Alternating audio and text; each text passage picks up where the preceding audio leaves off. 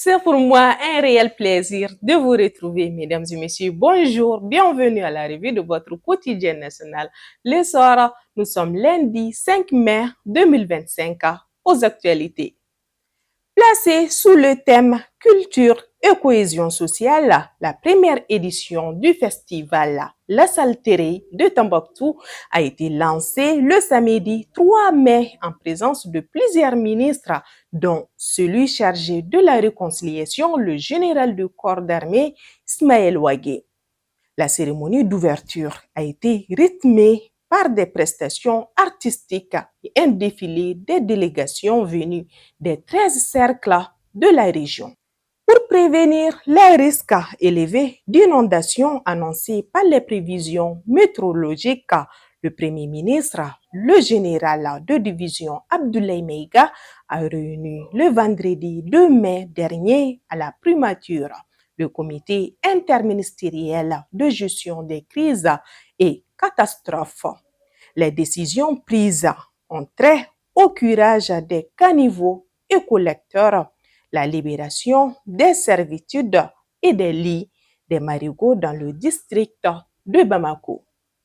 Le Mali a célébré samedi dernier à la Maison de la Presse la Journée mondiale de la liberté de la presse, présidée par Al-Kaidi Amar Touré, secrétaire général du ministère en charge de la communication.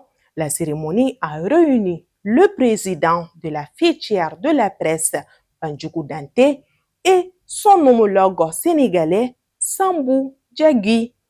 Cette journée vise à rappeler l'importance de la liberté de la presse et à encourager la réflexion sur l'éthique professionnelle.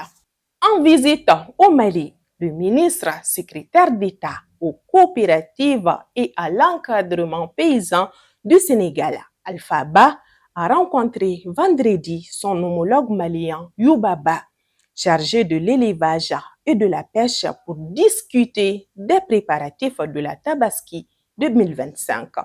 L'approvisionnement du Sénégal en moutons est estimé à 804 000 têtes.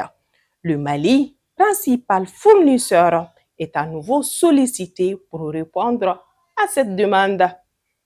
La crise de carburant à Gao est en voie de résolution. La semaine dernière, un convoi de 40 camions citernes en provenance du Niger a été acheminé jusqu'à Gao. Contacté hier par l'essor, le responsable de l'Agence du développement du Nord, Youssouf Meiga, a précisé que le prix du litre d'essence est revenu à 850 francs CFA dans les stations. La finale de la Coupe du Mali opposera les deux clubs les plus titrés du pays. Il s'agit du Stade malien de Bamako avec 23 trophées et le Djoliba AC 20 trophées. Les Blancs de Bamako ont décroché leur place à samedi en battant le FC Djara 1-0, tandis que le Djoliba a éliminé l'USFASA au tir au but le lendemain.